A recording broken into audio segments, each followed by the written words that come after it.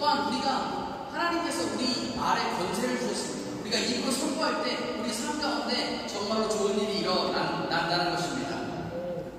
지난 시간에 제가 모든 것에는 기본기가 가장 중요하다라고 말씀드렸습니다. 그러면서 신앙에도 기본기가 있다라고 말씀드렸는데 혹시 기억하시나요? 신앙의 기본기 뭘까요? 신앙의 기본기. 신앙의 기본은 바로 성령 충만입니다. 왜냐하면 우리가 신앙생활 할 때 성령 충만이 없이는 신앙생활하기 너무 힘들다는 것입니다. 기도하는 것도, 말씀을 읽는 것도, 전도하는 것도, 교회에서 봉사하는 것도 성령 충만이 없이 너무너무나 힘든데 성령으로 충만하고 나면 이 모든 것들이 너무너무나 쉽고 쉽고라고 난다는 것입니다.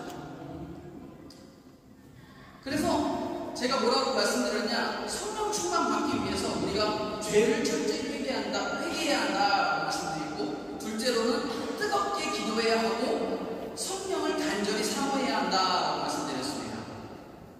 그래서 우리가 성령 충만 받게 되면 능력 있는 신앙생활을 할 수 있게 된다라는 내용으로 말씀을 나누었습니다.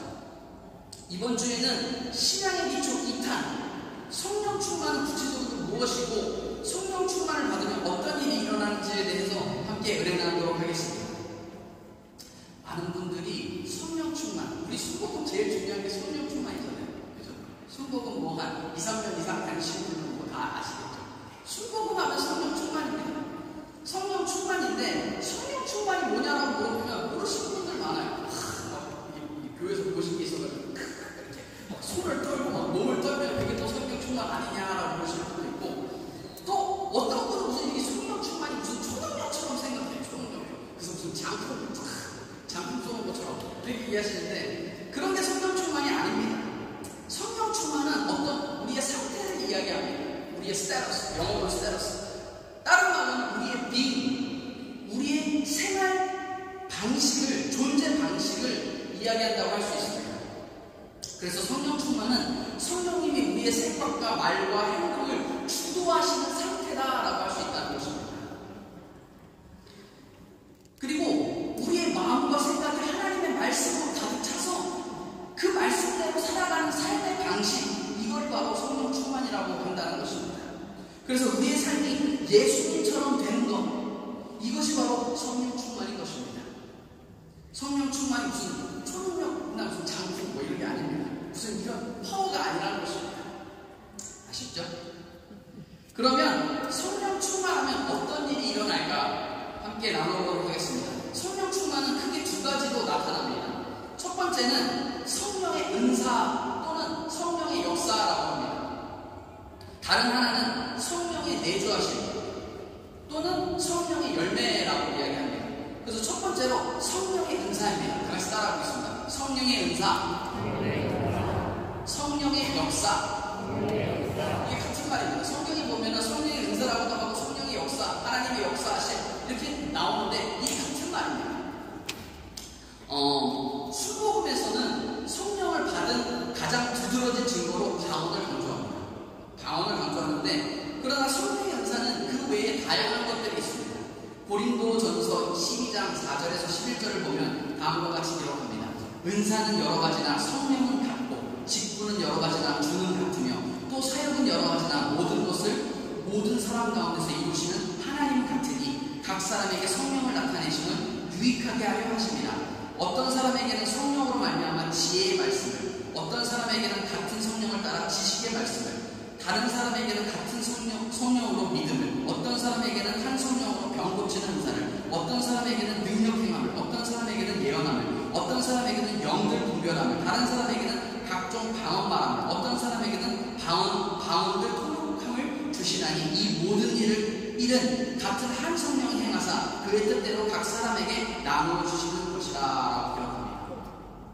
여기 고린도전서가 특히 이 성령의 은사들을 많이 이렇게 강조하고 많이 그 내용에 대해서 많이 기록한 부분인데, 여기서 언급된 몇 가지 은사들이 있습니다. 지혜의 말씀, 지식의 말씀, 믿음, 병고침, 능력 행함, 예언, 영분별, 방언, 통역, 이런 은사 외에도 로마서에 보면 어떤 실천적 은사들이 있습니다. 예언, 섬김, 가르침, 권면, 구제, 리더십, 긍휼, 이런 것들이 모두 은사라고 되어 있습니다. 그 외에도 신구약을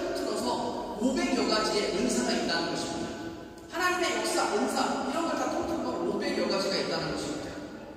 많죠? 그 외에도 구약을 보면 하나님의 영의 감동에서 특별한 일을 감당했다라고 나온 분들이 있는데, 예를 들어 보면은 사사기의 삼손입니다. 삼손. 항상 삼손이 힘이 엄청 셌잖아요. 삼손 누구인지 알죠? 삼손. 교회 안 다니는 사람도 삼손은 알죠? 힘이 엄청 셌어요. 근데 그가 강력한 힘을 행할 때마다 성경은 뭐라고 하냐면 성령에 감동하여 그렇게 힘을 행했다라고 성경을 기록한다는 것입니다. 이 삼손의 그 힘이 그냥 온 게 아니고 하나님의 역사하심, 하나님의 은사였다는 것입니다. 또한 다윗이 만약 그 악기를 연주할 때 사탄에게 귀신이 떠나갔다 말하지 않습니까? 성령에 감동했다고 성경으로 기록하고 있습니다. 뿐만 아니고 다윗은 많은 시편과 찬송을 지었는데 이 모든 것이 은사라는 것입니다. 어떤 악기를 다루는 은사, 찬양의 은사, 작곡의 은사, 이 모든 것이 은사였다는 것입니다. 그 외에도 재물을 얻는 은사도 있다는 거 아셨나요? 재물을 얻는 은사. 신명기 8장 18절은 이렇게 기록합니다. 내 하나님 여호와를 기억하라. 그가 내게 재물 얻을 능력을 주셨습니다. 기록합니다. 재물 얻을 능력도 은사로 하나님께서 주신다고 성경은 기록하고 있는 것입니다. 성령의 은사는 그런데 교회를 세우고 성도님들을 격려하고 믿음 안에서 성숙하게 하는 것이 그 목적이다라고 성경은 기록하고 있습니다. 방금 읽은 고린도전서 12장 7절은 이렇게 기록합니다. 각 사람에게 성령을 나타내심은 유익하게 하려 하심이라. 에베소서 4장 11절 12절도 이렇게 기록합니다. 그가 어떤 사람은 사도로, 어떤 사람은 선지자로, 어떤 사람은 복음 전도자로, 어떤 사람은 목사와 교사로 삼으셨으니 이는 성도를 온전하게 하여 봉사의 일을 하게 하며 그리스도의 몸을 세우려 하심이라. 성경을 보면 성령이 충만하면 성령님께서 우리들에게 은사를 주시는데 그 은사를 주신 목적은 무엇이냐? 그리스도의 몸을 세우고 교회를 유익하게 하려 합니다 라고 성경은 기록한다는 것입니다. 근데 어떤 교회들은 이 은사가 막 충만해. 은사가 충만한데 거기서 더 갔어. 더 가서 은사를 갖고 싸웁니다. 내 은사가 대단하니, 네 은사가 대단하니, 내 은사가 더 뛰어나니. 성경에도 이런 대표적인 예가 나옵니다. 고린도 교회가 이랬다는 것입니다. 그들이 정말 성령이 충만하고 많은 사람들이 성령의 은사를 받았는데 서로 내 은사가 대단하니, 네 은사가 대단하니 막 이렇게 싸웠다는 것입니다. 그랬는데 성경은 그렇게 기록하지 않는다는 것입니다. 은사의 목적은 교회를 유익하게 하려 합니다 라고 성경은 기록하고 있다는 것입니다. 그리고 이 은사는 하나님께서 한 번 주셔서 계속 지속되기도 하지만 하나님께서 주셨다가 다시 취하기도 하시고 다시 주기도 하시고 그런 것입니다. 삼손의 예를 들었는데 삼손이 그 힘이 은사라고 말씀드리지 않았습니까? 삼손이 어려서부터 나시로 태어나서 힘이 셌습니다. 근데 성경은 분명 성령의 감동에서 힘을 썼는데 그가 머리가 다 잘렸을 때 어떻게 돼요? 그 힘이 다 날아가 버렸어요. 사라져 버렸어요. 그 은사를 하나님께서 취하셨다는 것입니다. 그리고서는 자기 군은 다 뽑혀가지고 그 블레셋 사람들이 막 조롱을 당할 때 삼손이 그때 기도하죠. 하나님 제발 한 번만 더 나에게 그 힘을 주십시오. 저에게 그 은사를 주십시오. 그렇게 기도했을 때 하나님은 다시 머리가 길지도 않았는데 다시 그 은사를 삼손에게 보여주셨다는 것입니다. 그래서 삼손이 그 이스라엘의 대적인 블레셋 사람들에게 복수할 수 있었다는 것이 성경이 기록한 것입니다. 이처럼 은사는 하나님이 주시기도 하고 취하시기도 하고 다시 주시기도 하고 또 영원히 주고 끝까지 주시기도 하고 어느 중간까지만 주시기도 하고 한 그런 거라는 것입니다. 근데 이 모든 분명한 것은 이 모든 것이 하나님의 일을 돕고 교회를 세워가기 위함이다. 성경은 분명히 기록하고 있는 것입니다. 둘째로는 성령의 열매 또는 성령의 내주하심. 따라해보세요. 성령의 열매, 성령의 내주하심. 둘째로 성령 충만함에 나타나는 현상이 바로 성령의 열매인 것입니다. 사실 이게 더 중요합니다. 우리는 어쩌면 성령 충만해서 성령의 은사들을 사모해야 하지만 사실은 그보다 더 중요한 것이 이 성령의 열매라는 것입니다. 성령의 열매는 무엇이냐? 다른 말로 성령의 내주하심입니다. 왜 우리가 성령을 받으면 성령이 그냥 이렇게 왔다 가 그게 아니에요. 성령이 우리 마음 가운데 싹 들어오신다. 들어오셔서 계속 지내신다. Indwelling of the Holy Spirit. 그러니까 성령이 우리 마음 가운데 오셔서 내주하신다라는 겁니다. 내주하시면 뭐 하시냐? 그 안에서 우리 삶 가운데 열매 맺으실 겁니다. 그래서 이걸 또 다른 말로 성령의 열매다라고 기록한다는 것입니다. 성령께서 우리 마음 가운데 오셔서 여러 가지 성령의 열매들을 맺어주시는데, 궁극적인 그 목적은 뭐냐? 우리가 모든 크리스천의 궁극적인 목적입니다. 우리의 궁극적인 목적은 우리가 예수님처럼 되는 것입니다. 성령이 내주하신 그 목적이 무엇인가? 우리 가운데 열매를 많이 맺게 하시는데, 그 열매가 오늘 본문에 나와 있는 것들입니다. 갈라디아서 5장 22절 23절입니다. 다시 한번 같이 읽겠습니다. 시작. 오직 성령의 열매는 사랑과 희락과 화평과 오래 참음과 자비와 양성과 충성과 온유와 절제니 이 같은 것을 금지할 법이 없는, 이런 많은 열매들을 우리 마음 가운데, 우리 삶 가운데 많이 맺으신다는 것입니다. 그래서 왜? 우리가 예수님처럼 될 수 있고 예수님의 성품을 닮아가고 우리가 작은 예수로서 그 삶을 살아가도록 해주신다는 것입니다. 그래서 이 열매를 하나씩 살펴보도록 하겠습니다. 첫째로는 사랑의 열매입니다. 따라해보세요. 사랑의 열매. 성령 충만하면 우리가 사랑이 넘치는 사람이 된다는 것입니다. 세상의 사랑은 조건적인 사랑입니다. 세상이 친구를 사랑하고 연인을 사랑하는 모든 사랑은 다 조건적인 사랑입니다. 얘가 나를 사랑하기 때문에, 얘가 나에게 도움이 되기 때문에, 그리고 같이 있으면 서로에게 뭔가 도움이 되기 때문에 하는 사랑이라는 것입니다. 하지만 성경에서 말하는 이 사랑, 성령이 우리 가운데 오셔서 하는 이 사랑은 무조건적인 사랑인 것입니다. 조건적인 사랑을 추구하는 사랑이라는 것입니다. 그렇기 때문에 성령님께서 우리 안에 오셔서 사랑의 열매를 맺으면 어떤 일이 일어나냐? 원수를 사랑하게 됩니다. 나를 미워하는 사람을 축복할 수 있게 된다는 것입니다. 내 이웃을 진짜 내 몸과 같이 사랑할 수 있게 된다는 것입니다. 이제 왜 예수님께서 원수를 사랑하라, 이웃을 내 몸과 같이 사랑하라 하셨는지 아시겠죠? 성령님께서 딱 오시면 그게 가능해진다는 것입니다. 또한 뿐만 아니라 우리가 성령의 충만해서 사랑이 넘치게 되면 모든 깨어진 관계가 회복되고 무너진 가정이 다시 일어나게 된다는 것입니다. 아무리 나쁘고 포악한 사람이라 할지라도 놀랍게 온순한 양처럼 변화되는 기적을 맛본다는 것입니다. 둘째로는 희락입니다. 성령으로 충만하면 우리 마음이 기쁨으로 가득 찬다, 이런 말입니다. 사도행전에서 보면 우리가 이제 수요일날 사도행전 같이 나누고 있는데, 거기에 빌립보에서 소동이 일어납니다. 그 사람들을 일컬어 그 빌립보 사람들이 뭐라고 그러냐? 세상을 뒤집어 놓는 사람들이다 라고 표현하면서 복음을 전도하는 바울과 신라를 일컬어 세상을 뒤집어 놓는 사람이다 라고 일컬었습니다.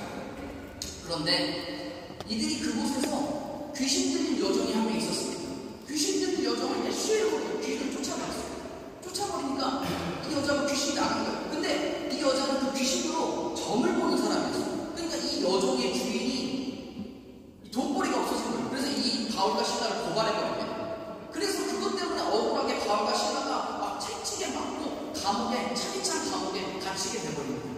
그런데 놀라운 것은 그들의 마음 가운데 기쁨이 있었다는 것입니다. 그렇게 맞고 차디찬 감옥에 던져졌음에도 불구하고 그들이 기쁨에 찬양을 부릅니다. 그 저녁에 찬양을 불렀습니다. 그러니까 옥토가 흔들리고 온 문이 다 열려버리는 기적이 일어나고, 그 기적으로 그 간수와 그 간수의 온 가족이 구원받는 기적이 일어났다는 것입니다. 여러분, 기쁨으로 가득 찬 사람, 기뻐하는 사람은 세상이 감당할 수 없는 그런 사람인 것입니다. 그래서 빌립보에서 이런 일이 일어났기 때문에 바울이 빌립보 교회에 두드리 강조하는 게 있습니다. 빌립보서 4장 4절에 이렇게 기록합니다. 주 안에서 항상 기뻐하라. 내가 다시 말하노니 기뻐하라. 이 기쁨을 강조하고 있는 거죠. 자신이 빌립보에서 경험한 이 기쁨으로의 그 열매들이 너무나 크기 때문에 빌립보 교회를 향해서 기뻐하라 라고 강조하고 있다는 것입니다. 셋째로는 화평입니다. 화평은 번역상 한국 성경에는 여러 단어로 표현이 됩니다. 화평, 평강, 평화, 평안, 뭐 이런, 그러니까 여러 단어로 번역이 되지만 헬라어로는 에이덴의 히브리 말로는 샬롬이라는 말로 다 돼 있습니다. 영어로는 그냥 피스라는 말로 다 번역되어 있다는 것입니다.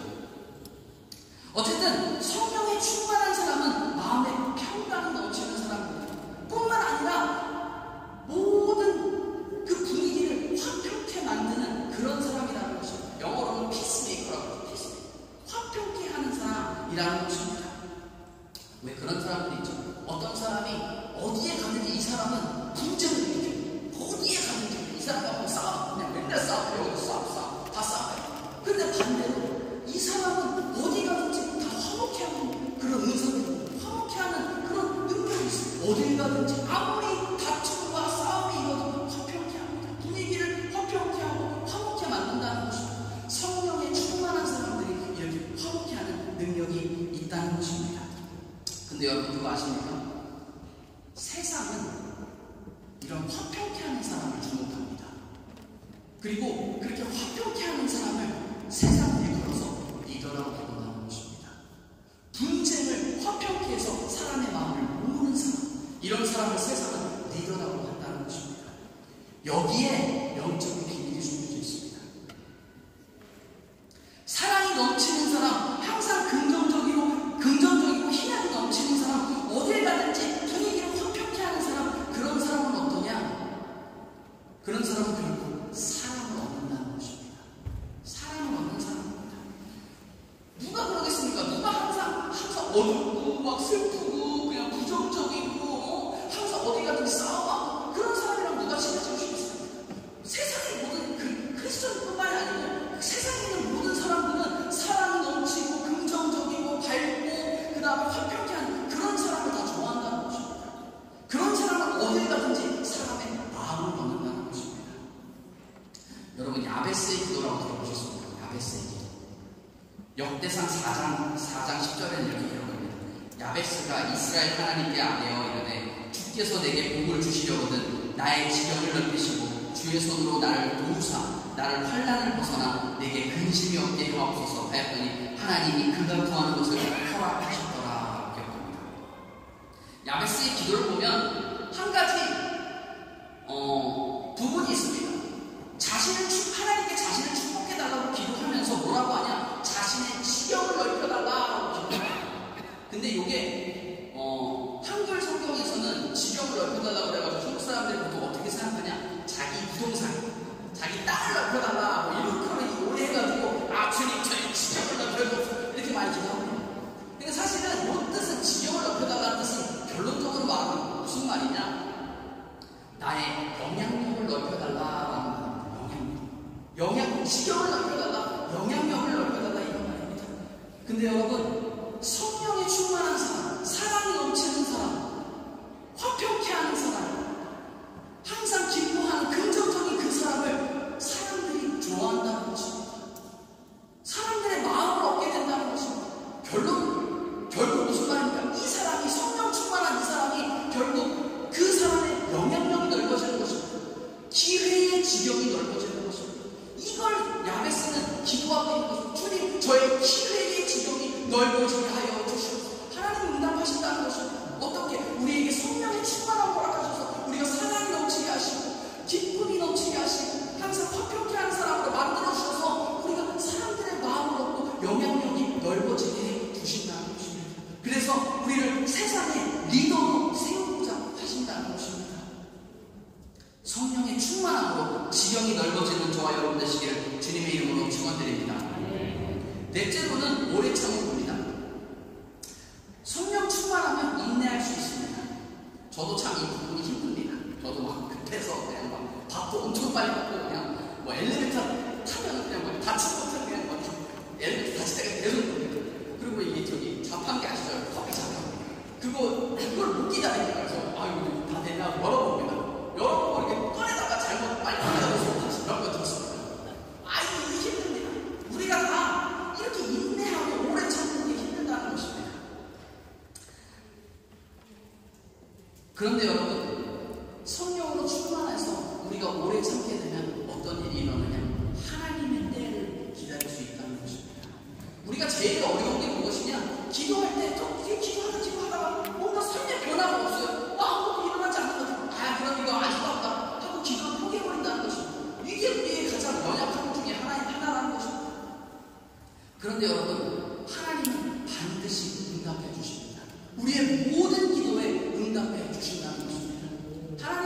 응답 방법은 세 가지가 있다고 해요. 첫 번째, yes. 두 번째, no. 세 번째, wait. 하나님은 우리가 기도할 때 무조건 이 셋 중에 하나로 응답을 해주십니다. yes는 얼마나 좋아요? yes. 응답해 주십니다. no. no면 차라리 괜찮아요. 왜? 우리의 믿음은 그래도 하나님께서 우리에게 더 좋은 것을 예비해 주실 거다라는 믿음이기 때문에 no도 괜찮습니다. 근데 요 wait이 기다려라. 요 wait이 힘들다는 겁니다. 힘들어서 우리가 막 기도도 포기하고 중도에 포기하는데 우리가 성령이 충만하게 되면 하나님의 때를 기다릴 수 있다는 것입니다. 성경을 보면 아브라함이 75세 때 자손에 대한 약속을 받습니다. 그런데 결국 그게 이루어지는 건 언제냐? 그가 100세 때 그 약속이 이루어졌다는 것입니다. 그가 살면서 중간중간 시행착오도 겪습니다. 근데 시행착오 다 실패했죠. 그래도 언젠가 그 약속을 주님께서 이루어 주셨다는 것입니다. 요셉에게도 어렸을 때 꿈을 주셨는데 그 꿈이 그냥 이루어지지 않습니다. 13년 동안의 그 고난의 시간을 통과하고 나서야 그가 이집트의 국무총리가 되는 그 꿈을 이루어 주셨다는 것입니다. 우리가 이 기다리기 힘든데 성령 충만하면 하나님의 때를 기다릴 수 있다는 것입니다. 한국인들이 유독 급하다고 그러죠. 여러분, 저 한국에 지금 그 10명 중에 한 명이 미국인이라면 이제 한국도 더 이상 단일 민족 뭐 이런 게 아닙니다. 많은 사람이 이제 다문화 어떤 사회가 되어가는데 한국에 있는 많은 외국인 근로자들이 있습니다. 그 근로자들이 제일 빨리 배우는 한국말이 뭔지 아십니까? 뭐 다 아시죠? 뭐 벌써 다 알고 얘기하시죠? 빨리빨리! 사장님 빨리빨리! 그 빨리빨리라는 말을 제일 먼저 배운답니다. 얼마나 그 사장님들이나 그 저기 보스가 걔네한테 약간 기억을 많이 했는지 그 외국인 노동자들이 제일 먼저 배우는 말이 빨리빨리랍니다. 그만큼 한국 사람들이 급하다는 거죠. 급해. 그래서 요거에 대해서 무슨 하나 재밌는 일화가 있습니다. 어떤 그 한국인 신자가 사고로 천국에 갔는데 아무래도 이 신자가 잘 착하게 살았는지 하나님이 다시 기회를 주시겠다고 한 거예요. 너 보니까 잘 살아서 내가 너 다시 이제 삶으로 다시 돌려보낼 거다. 너에게 다시 삶을 줄 거다. 다시 너 일어나게 할 거다.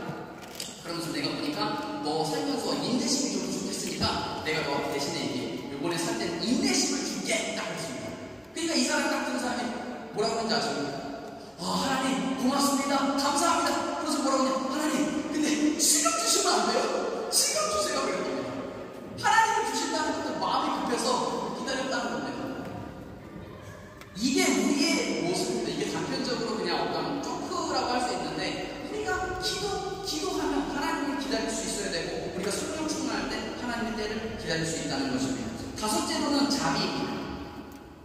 성령 충만하면 피 한 방울 안 나올 것 같은 그런 사람이 인정이 많아지게 된다는 것입니다. 남을 도와주는 사람으로 변하게 된다는 것입니다. 그런데 세상은 인정이 많은 사람을 주목합니다. 왜? 세상은 인정을 점점 잃어가고 있습니다. 세상은 점점 각박해져 가고 있다는 것입니다. 그렇기 때문에 인정 많은 그 사람을 주목한다는 것입니다. 그래서 나누어주고 이웃의 아픔을 위로해줄 수 있는 사람, 그런 사람을 세상은 주목하는데 또한 하나님도 그런 사람을 기뻐하시는 것입니다. 그리고 성경은 뭐라고 하냐? 우리가 이웃에게 베풀어주는 그 모든 사랑과 자비가 공짜가 아니다라고 성경은 기록합니다. 하나님께서 다 갚아주시겠다 성경은 기록하고 있는 것입니다. 마태복음 25장 40절을 보면 이렇게 기록합니다. 임금이 대답하여 이르되 내가 진실로 너희에게 이르노니 너희가 여기 내 형제 중에 지극히 작은 자 하나에게 한 것이 곧 내게 한 것이니라 기록하고, 마태복음 10장 42절도 이렇게 기록합니다. 또 누구든지 제자의 이름으로 이 작은 자 중 하나에게 냉수 한 그릇이라도 주는 자는 내가 진실로 너희에게 이르노니 그 사람이 결단코 상을 잃지 아니하리라 하십니다. 이웃의 사람들을 돌보고 자비하고 냉수 한 잔 주는 거 하나님께서 잊지 않으시고 상으로 갚아주시겠다 성경은 기록한다는 것입니다. 여섯째로는 양선입니다. 양선은 뭐냐? 즉 착한 마음입니다. 사람의 성품은 원래 악합니다. 우린 다 악하게 태어납니다. 그리고 포악하다는 것입니다. 그렇기 때문에 세상의 경향은 자꾸 난폭해지고 포악해지는 것입니다. 예전에는 들어보지도 못한 돈 때문에 막 가족을 죽이는 일이 지금은 너무나 많이 뉴스에서 보도되고 있다는 것입니다. 하지만 성령이 우리에게 임하면 포악한 사람이 착해진다는 것입니다. 우리나라 일제강점기 때 한국교회 역사에서 가장 영향력 있는 동사 중 한 명이 김익두 목사님입니다. 김익두 목사님은 황해도 안악에서 태어나 젊은 시절에 술과 도박과 폭행으로 악명 높은 깡패였습니다. 그래서 그 동네 사람들 오죽하면 그 성황당에 맨날 가서 이 김익두라는 사람도 안 만나게 해서 맨날 비겼다고. 왜? 그냥 만나는 사람 좀 그냥 다 패버리는 거야. 그런데 다들 자기를 피해할 때 어느 교인이, 그래 교회 다니는 교인이 이 사람한테 다가와서 그냥 전도지를 하나 전해주었다. 그래서 이 깡패 김익두는 그냥 이걸 비우고 그냥 돌려주려다가 호기심에 그 전도지를 읽어보았다고 합니다. 전도지에는 예수를 믿으면 우리의 죄가 사여지고 우리가 천국 갈 수 있다는 아주 간단한 복음의 메시지가 적혀 있었다고 합니다. 그런데 이 간단한 복음의 메시지가 이상하게도 그의 가슴에 찔렸다고 합니다. 계속 걸리고 찔리고. 그래서 그 이후에 그가 교회를 찾아가게 되었고 설교를 듣고 회개하고 통곡하고 회개하고 죄를 다복하고 180도 변화된 삶을 살았다는 것입니다. 아주 포악한 사람에서 온순한 삶으로 바뀌었다는 것입니다. 그래서 이분이 나중에는 목사가 돼요. 목사가 돼서 아주 온순한 목사님이 되시는데, 이렇게 김익두 목사님이 이제 목사가 돼서 부흥회를 가시는 길에 어떤 사람을 막 술장병을 만나는 거예요. 술장병. 만나가지고 있으니까 막 그냥 자기 뒤에 그냥 거슬려 걸리적거리다가 이 사람들이 막 패거든요. 그 술주정뱅이가 김익두 목사님 막 패거든요. 막 패고 그때 동안 가만히 저항도 하지 않고 가만히 있습니다. 그리고 이제 끝나고 나서 김익두가 코피를 딱 흘리셨대요. 코피를 딱 흘리시면서 그 사람 딱 많이 쳐다보시면서 하는 말이 뭐냐? 이 사람아, 예수는 내가 믿고 복은 당신이 받았다. 이런 말을 했습니다. 그 목사님이 한 유명한 일화 중에 하나입니다. 예수는 내가 믿고 복은 네가 받았다. 그 소리를 하자마자 이 사람이 당신 누구요? 물었답니다. 내가 바로 김익두다. 얘기하니까 이 사람이 술이 빡 깨가지고 너무 놀랐답니다. 그러고서 바로 싹싹싹 긁고서는 죄송합니다 했더니 김익두 목사님이 진짜 죄송하면 나 좀 따라올게 해가지고 그 부흥회를 데려갔답니다. 데려가서 그분이 나중에 그 교회의 큰 장로님이 됐다는 일화를 읽어본 적이 있습니다. 이처럼 우리가 성령 충만하게 되면 아무리 남북한 사람도 착한 사람, 순한 사람으로 변화한다는 것입니다. 일곱째는 충성입니다. 충성은 성실의 열매를 얘기합니다. 성실의 열매. 성령 충만한 사람은 게으르지 않고 어떤 일에도 충성되게 일한다는 것입니다. 매사에 성실하게 일한다는 것입니다. 나를 부르신 이가 하나님이심을 깨닫고 그곳에서 불평불만하지 않고 열심히 최선을 다한다는 것입니다. 그럴 때 하나님께서 그 사람이 더 큰 일을 맡겨주신다라고 성경은 기록하고 있습니다. 여덟째는 온유의 열매입니다. 온유는 부드러운 마음입니다. 길들이 같은 마음을 이야기하고 있습니다. 마태복음 5장 5절은 이렇게 기록합니다. 온유한 자는 복이 있나니 그들이 땅을 기업으로 받을 것이며 라고 기록합니다. 우리가 온유하게 살면 바보 같고 손해보는 것 같은데 그렇지 않다는 겁니다. 여러분, 아프리카 초원에 가면 어떤 동물이 제일 많습니다. 물론 사자는 동물의 왕입니다. 세죠. 근데 사자 무시무라도 없어요. 왜 그렇습니까? 다 남북해서 사냥꾼들의 이 타겟이 돼서 다 잡혀갑니다. 사실 사자 동물원에 더 많습니다. 아프리카 초원보다 동물원에 더 많다는 거죠. 근데 그 아프리카 초원은 누가 제일 많냐? 온순한 얼룩말이 제일 많습니다. 온순한 동물들이 다 그 땅을 차지하고 있다는 것입니다. 우리가 온순하게 살면 손해보는 것 같은데 그렇지 않다는 거죠. 성경은 분명히 기록합니다. 온유한 자가 복이 있나니 그들이 땅을 기업으로 얻을 것이요. 성경은 기록한다는 것입니다. 마지막으로 절제의 열매입니다. 과유불급. 여러분 하나 더 익히셨습니다. 여러분의 유식 1 추가되셨습니다. 과유불급. 무슨 말입니까? 아무리 좋은 것이라도 과하면 안 좋다, 해롭다는 것입니다. 운동이 좋다고 매일 하고 싶죠. 몸 망가진다. 음식이 좋다고 매일 그것만 먹고 싶죠. 몸 망가진다는 것입니다. 한 번은 제가 텔레비를 보는데 이러더라고. 텔레비 방송 중에서 우리 그 채소 먹는 비트가 그렇게 좋대요. 우리나라 사람들 뭐 좋다고 하고 뭐 뱀이든 개든 뭐 다 그냥 다 잡아먹는데 그 방송에서도